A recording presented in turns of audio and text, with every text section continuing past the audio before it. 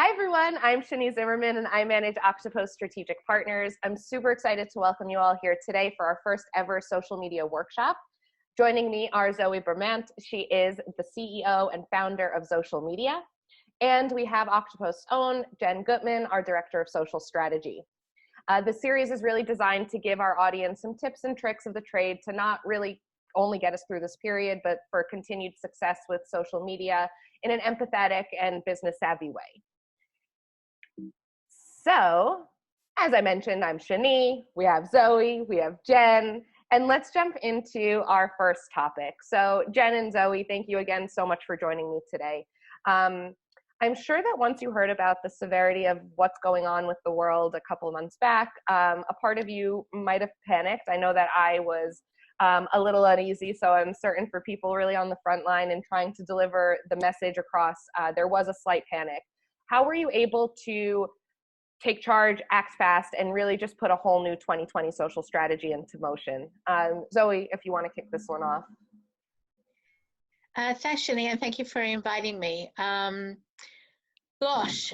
Things have changed so quickly, and I guess the biggest takeaway is that whatever you know about social media is kind of out the window. If you're expecting what you had planned to work, that isn't going to be the case. And I'm seeing, I manage over 200 company profiles and 50 LinkedIn profiles, and there's a lot of different trends that I've been seeing in how people and companies are coping and what's coming up in people's feeds that you have to listen to in order to know how to be strategic. You haven't got the data to help you be strategic, which is how most marketers function these days. So you have to trust your instincts, and you have to try different things. And if you want to know what some of those trends are, I've been seeing that essentially people react to people. There's much more content going out from employees than from business accounts for multiple reasons. One, it takes a company, time to understand the right tone, how the right cadence, how often to be posting, what content is relevant. Do they need to pivot the content to be more relevant? So while that's all happening, people are still talking and people are still engaging, and that's a good way to your brand and get visibility out is through your employees. In fact, on LinkedIn I see much more personal profiles posting than actual business B2B profiles. And that means also that I've seen that businesses are moving a lot of their hard sell and a lot of their lead generation content to paid. If you go into LinkedIn now and you scroll through your feed, I think every fourth or fifth post is a promoted post. Some of that could be because people are not traveling, they're not going to conferences anymore. So, they need to spend that money somehow to get leads, and doing it from the comfort of a platform that will run your ads for you and bring in leads is, one way of doing it.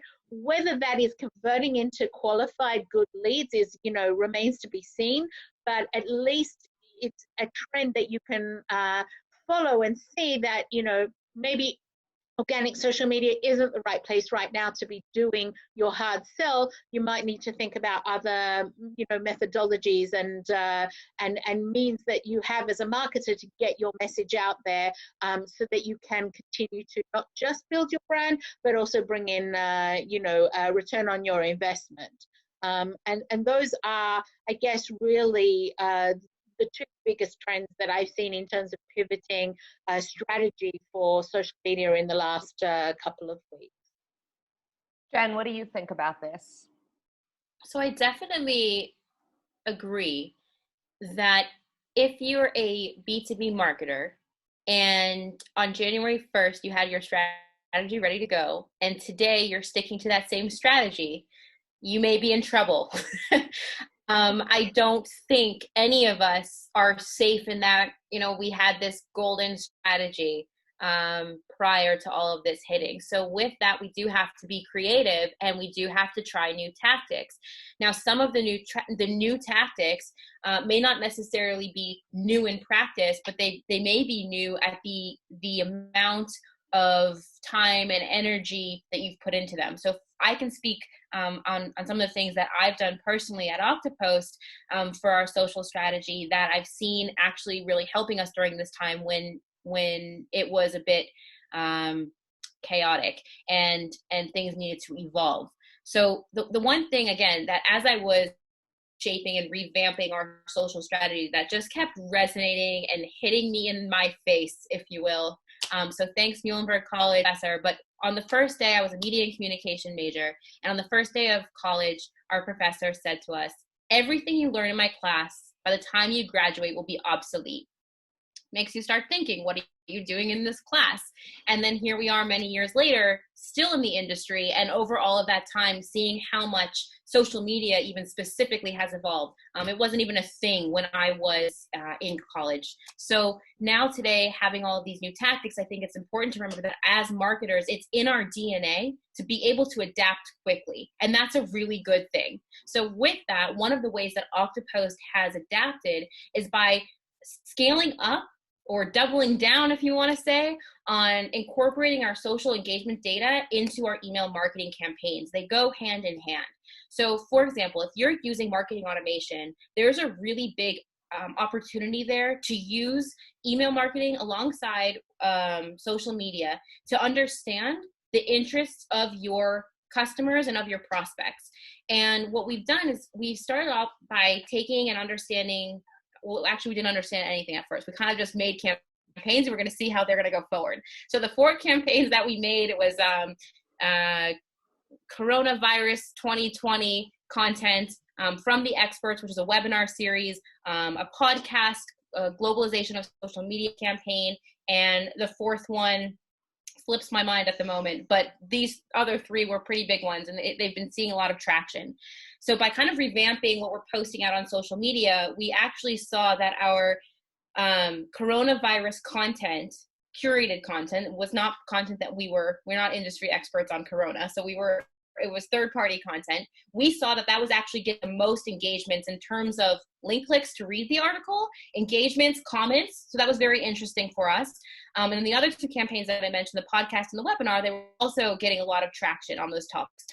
So from there, what we did is we ended up building out and tweaking our marketing automation program. So we use Marketo.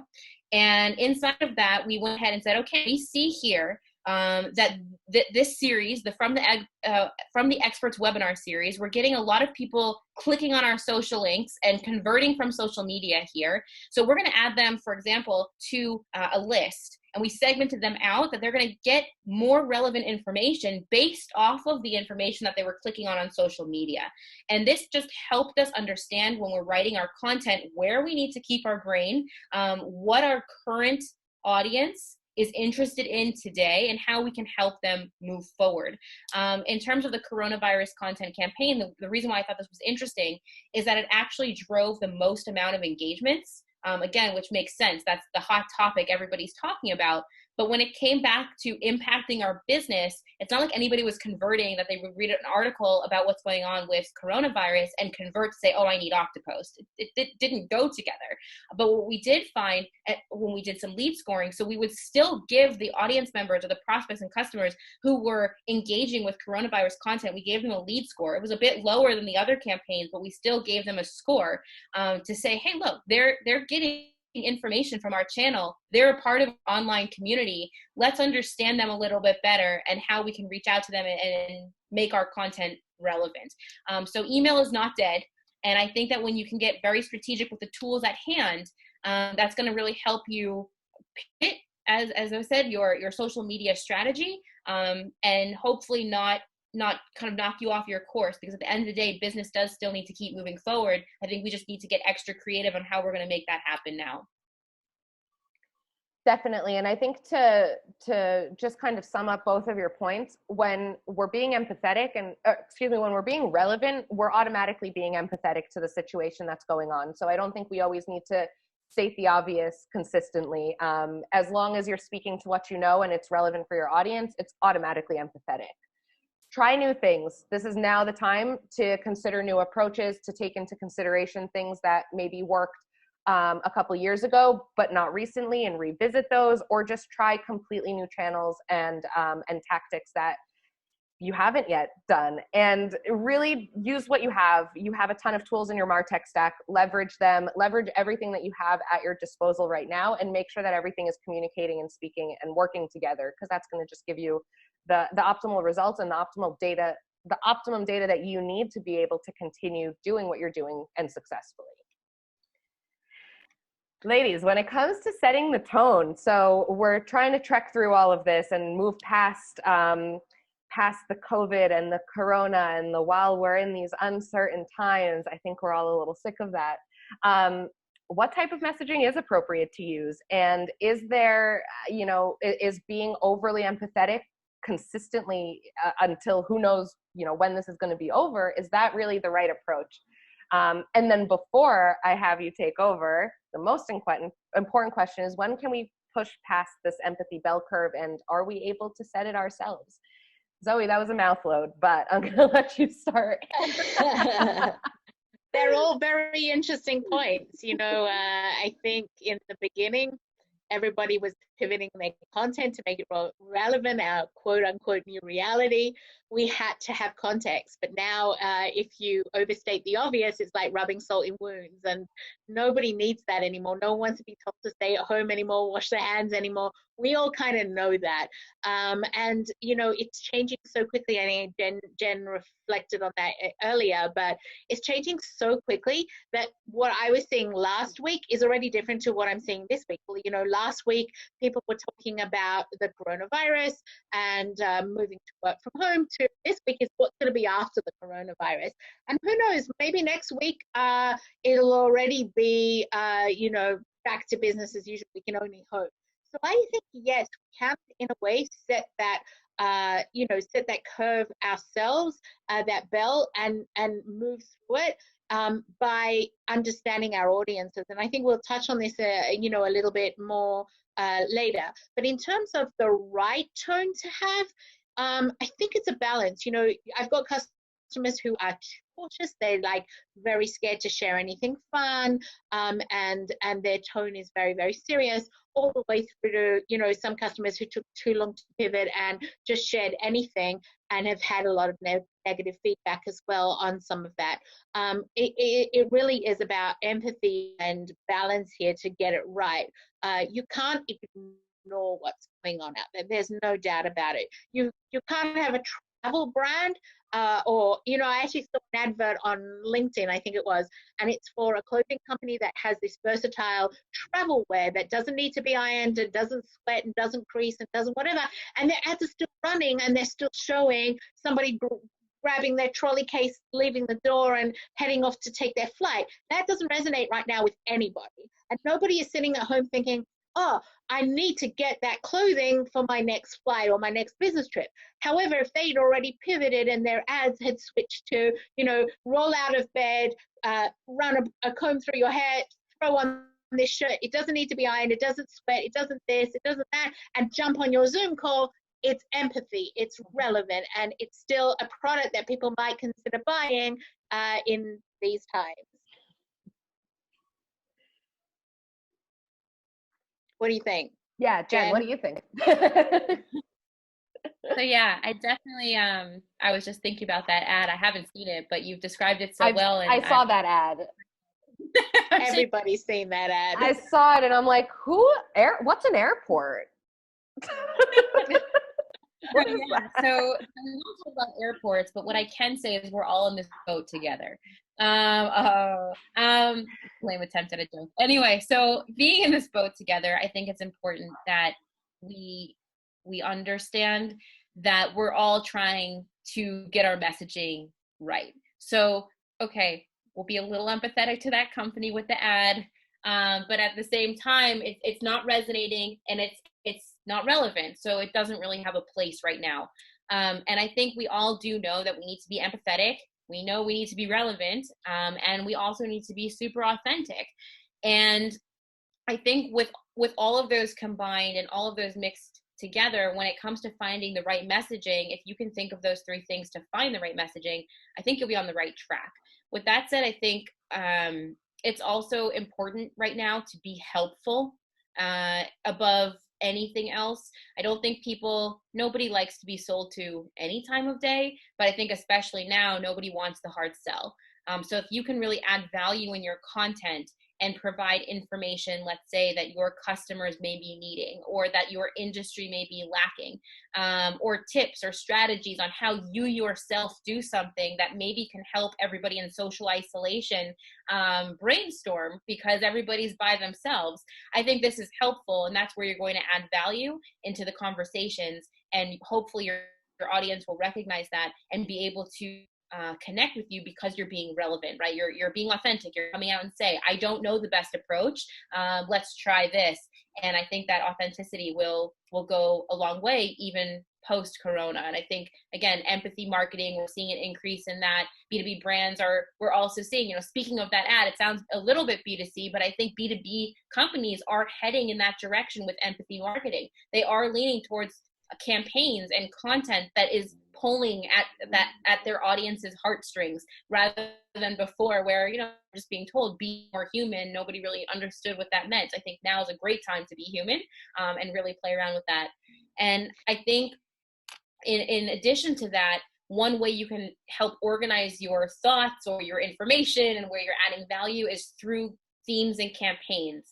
So when you're thinking about what you want to do on social media, I know in times of panic and in times of pandemic, I myself included, we tend to just kind of spit things out onto social media. Like, let's take a look at what our competitor is doing and just like spit it out too. Or let's take a look at what's popular, what's trending. Let's spit it out on social media. And there's no rhyme or reason or rhythm as to what we're doing.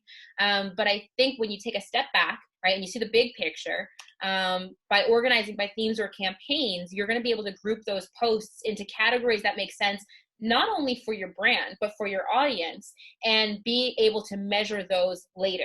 So a piece of social advice and what we're doing here at Oktopost is that we are really taking our content and even our pre-existing content, we are grouping it into themes that are relevant right now, that are not relevant right now. And we're doing this whole content audit, if you will, to make sure that we're getting to the content that we already have that's relevant and helpful, that we're posting less of the content that's the hard selly stuff and maybe not speaking to our audience. We also have some products as part of Oktopost that are not relevant today. So we're not going to push those heavily. And I think that bringing that all together is really going to help you find the right message. It's going to take some trial and error. You might not get it right the first time, but the great thing with social media, because it moves so quickly, is that what doesn't work today, if you need to change it in an hour, that's totally fine. And you will flow with it. So that's... Jen, it also, social media, the world won't stop turning if you don't post for a while. And if you take some time to think about what will work, what won't work, that's also okay. It's a very forgiving space. I think it allows for that trial and error. It allows for, let's see if this works and let's try this, and oh, that didn't work, so just don't do it again. It's not something that you need to necessarily take so close to heart or worry that it's been exposed to the billions of people that it was exposed to, because they're forgiving too in this space, I think. Yeah, I also think that people, again, come into it here, particularly for B2B brands. Like, if you think that a company who might be putting staff on furlough or might be letting staff go won't want to go public with the fact that they do have open roles because it could negatively impact them, they could use hiring managers to go out and post to their network of people that they're looking to hire. And they, the people like, if you look at Dave Gerhardt and Udi Ledegor, they're amazing ambassadors for their brand on LinkedIn. And if you can get inside, your audience's minds and talk to them and have people talk to them, you're winning with your social media. And again, it's a part of that balance of what can a company do. Sometimes people can do it slightly differently and have better results for it. So you can win with a dual approach strategy by using people as well. Definitely. I think, like we said before, balance is key. Don't be so far on one side of the spectrum where you're completely blind to what's happening in this world. And don't be so far on the other side of the spectrum where you're apologizing or where everything that you're speaking to is to this current crisis, because we want to speak to what we know, and industry experts should stick to speaking to only what they know. Incorporate it where it's relevant, leave it out where it's not relevant. But just be relevant at the end of the day. I think that that's the most important thing. And you ladies can correct You've said it there. Text is king. Yes. Yes. Context is king. So the last kind of topic that I want to cover today is just being able to understand your social audience. So with that, Jen, have you seen a shift in our Oktopost audience behavior when it comes to where and when and really how they're consuming social content? So the answer to that is yes. And I'm going to lead with a story. The story is that when we all started getting the news, I think it was end of February, that the coronavirus, that there's some virus going out there and it's not looking good, and what does this mean? I didn't really think twice about revamping my social strategy or my schedule of posts across social. Don't tell anyone at Oktopost. But I was like, okay, this will pass. It will pass. And then about a week later, we get an email from our HR team saying everybody must work from home. And I'm still kind of like, okay, this is kind of interesting, but you know what? And I'm like, I have my eye on our competitors and what they're doing and what's happening on social media. And I'm still convinced all is good. Our content is quality, our content has value, and we're going to be fine. And then about 2 days later, I log into Oktopost and I see our engagements are like red, which means they're way down. And I see our impressions are red. They're way down. And I start to panic. That is the moment in which I started to panic, because I thought to myself, oh my goodness, I need to revamp our entire social strategy overnight. And how am I going to do this? So with that, I quickly removed I paused the campaigns, but essentially removed them from being posted. And I started to take a look at our audience, and I started to take a look at what was going on in the world around us. And one of the biggest things, right? Not only did Oktopost get the email from their HR manager to work from home, but our customers were getting this email too from their HR departments. So as the workforce began to work from home, schedules were becoming dynamic, and my calendar made no sense. Right? So I used to be posting a lot of content between the hours of 6 and 8 a.m. EST, because I knew that that's when people were commuting to work. Well, in a work from home world, nobody is commuting anywhere, maybe to the kitchen. So they weren't really engaging with content then. So I was checking we have a really cool chart inside of Oktopost called engagement by time of day. And this is something that you can check daily. And I would check it daily and I would see these circles. Green meaning, you're right on target, people are engaging. Red meaning you didn't hit the dot. So I started to see that actually in this climate, that at 1 a.m. on Wednesdays and 9 p.m. on Sundays is when Oktopost content was getting the most read, the most clicks, the most engagements. We were getting the most signups for anything we were offering. And my jaw kind of fell to the ground, because never in my wildest social media marketing imagination would I ever think that those hours would be when people were going to be reading our content. So we were able to start shifting our scheduling. And I think that's one of the things that we can continue to do right daily, is take a look and see what times we used to think worked. If they're not working, just move them around. And I think Shani actually taught me this when she was a customer success manager back in the day. But when you're first getting started with social, one of the things we often advise our customers is just post 24/7, post every day, all the time, and you'll start to see what's working and what's not.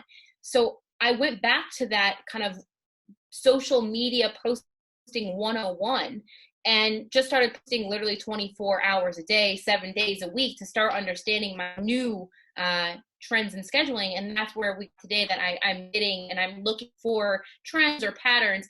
there hasn't been a pattern that's necessarily emerged that I would be confident in saying, this pattern works every day. Because again, people working from home, schedules are dynamic. Our customers are homeschooling their kids, walking dogs, making dinner. Everybody's day is different. But I am able to lean on that chart and lean on the data to really understand and make sure my messages are being heard. The second component that I would advise everybody just take a moment to think about is their devices. Where are your prospects, customers, and audiences reading your content?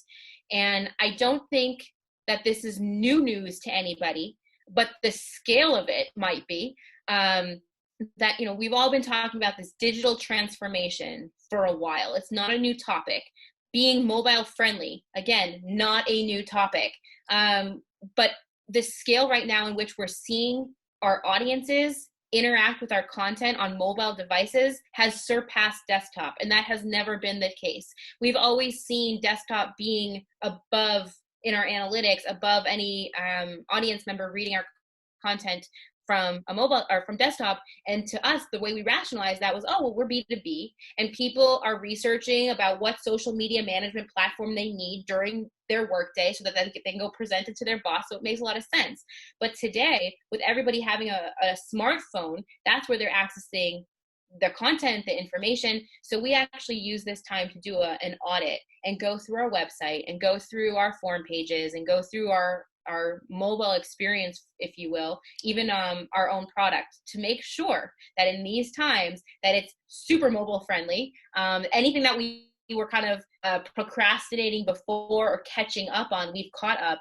And again, I don't think if you put the work in now to make sure that your channels, your content, everything that's being consumed by your audience is mobile friendly, I really can't see after this pandemic gates opening saying, hey, now that you're all mobile friendly, let's go back a few steps. We don't need it anymore. It's something that we can use now to invest and make sure right now, as we're working from home and revamping pretty much everything, it's one of those things that this is the future. So we need to make sure we're there.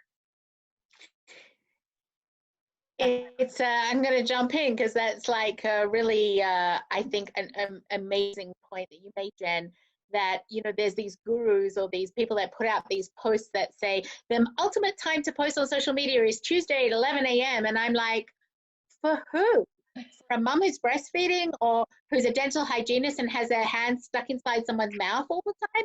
Like, there is no one right audience and there's no one right posting strategy. You've got to know your audience. If you don't, you're not being strategic and you're not using data, you're not data driven. There is no one strategy for everybody or one size fits all in social media. And if that is the biggest takeaway that anybody takes from this webinar, then you've already won social media, in my opinion, because there's a great misconception out there about that. I definitely think that, that point that you made is you need to resonate with, who's following you and who's engaging with your insights. Otherwise, you've lost them. Thank you. No, definitely. And I think, the emphasis here is know your own audience. Your audience is not your competitor's audience. It's not your boyfriend's company's audience. It's not your best friend's company's audience. It's your own audience, and you need to be engaging them and speaking to them. Understand the data. You have this data. Use it, work with it, and speak directly to them. That's who we're looking to engage and nurture and just, continue with these meaningful conversations now and beyond COVID-19. I don't assume anything. Sorry, I'm gonna interrupt you. I'm interrupting. You can't assume anything. When Jen said before about posting on weekends, if you only post during the week, you're never going to know whether weekends are now going to perform better for you. And about the desktop mobile thing, I read an article yesterday in a paper that in the UK, 6 million people have downloaded their banking app since the coronavirus. That's wild. And I'm like, hold on. All these people assume mobile first is the trend, but it's not true. How is it that 6 million people weren't using mobile banking until now? And Did that's they just walk to the bank? So, you can't assume anything. You have to test and you have to read the data and you have to be strategic with everything that you do. And Sorry. like we said, no, it's true. And so, like we said, social media is a forgiving space to be able to try these new things. But overall, this crisis that is affecting all walks of life is also a very forgiving time to be able to try new tactics. Nobody is offended. Nobody is going to be hurt. Nobody is going to say that's too much or that's too little, because we're all just trying to figure it out. Absolutely. That was my final thought, but I'm a lot more interested in hearing your final thoughts, ladies. Zoe, can you just leave us with a couple of tips? I'm gonna make it as quick as I can. People, you need to incentivize them to help your brand. You need to keep them on social media active. Oktopost is an amazing tool. There you go. I'm giving you a plug for running advocacy programs. You have to trust that your employees will help you humanize your brand as well. So I think that that is a great takeaway. And the other one is social media and digital communication is what we have now. It's probably one of the strongest communication tools we have. We're not traveling. We're not going to exhibitions. We're not selling face-to-face. We're not meeting face-to-face. We do not need social distancing. We need physical distancing. So start figuring out how you can use the tool that is available to you, which is social media, to leverage your brand credibility and visibility. Definitely. And Jen, what can you leave us with? Sure. So I think the biggest takeaway that I can hopefully leave some with some new knowledge or any knowledge is to try new things. And when it comes specifically to B2B, there are two channels that I think would be worth investing your time to take a look at for your brand. The first is podcasting. Podcasting, it's proven that right now it's like the hot topic. I saw some charts with millennials, with each generation, podcasts are right up there in the way people like to consume their content. So knowing that if B2B brands can get on the bandwagon with podcasting, we're going to be able to get our messages out, our conversations out to different audiences and be relevant, because most people are in some way or another listening to at least one podcast. With that said, I think podcasting is also right now a really viable channel to access. It's very low cost. If not, it doesn't cost anything, right? So you can have these interesting conversations. You can do as many or as little as you'd like, but I do think that this space is going to be growing. And I do think that post-corona, podcasting is going to stay. The second channel that I see being super helpful for B2B brands in a way that's never been so helpful before is Instagram. And I say that because B2B brands, we've always struggled with this concept of people saying, be human, and use Instagram. And we want to be in that space, but we never quite knew how to get on that space, because what are we going to take a picture of? Our product, keep a stock photo. It's very hard on Instagram as a B2B company to showcase on Instagram anything. But now let's seize the moment. Again, we need to still be sensitive to what's going on, but let's not miss the opportunity. With all of your employees working from home and each person having such a dynamic lifestyle, that gives for some great content. Do some employee takeovers on Instagram. Give your Instagram channel some spice. And your audience, you'll see, will really appreciate this, because it's fresh perspectives, it's new perspectives, and you're finally becoming human as a B2B brand. And I think that now moving forward, Instagram, when you will use it in this way to showcase your company culture and to showcase your employees and do these employee takeovers, your audience will still be interested in what your employees are up to after they're not working from home anymore, as much as they are when they are working from home. So I think those two channels are definitely where you can have your eyes on. And as a quick shameless plug, really quick, I'm producing our Oktopost podcast. It's the channel B2B Marketing Now, and you can search it on Google. You can search it anywhere and listen to the podcasts anywhere that you listen to podcasts, and subscribe. And it's called The Globalization of Social Media. We've had some really great guests. And if anyone listening wants to break into podcasting or would like to be a guest, feel free to reach out to me directly. Zoe and Jen, thank you both so much. I definitely found this helpful, and I'm sure the rest of our audience also found this incredibly helpful, if anything, reassuring that they're doing what they need to be doing. So I really appreciate the two of you taking the time to speak with me today. If anybody has any questions for either Zoe, Jen, or myself, please don't hesitate to reach out to us. Our emails are listed here. And until our next workshop, I hope everybody stays healthy, stays happy, stays positive, and we look forward to speaking and working with you guys in the future. Take care. Bye. Thank you. Thank you.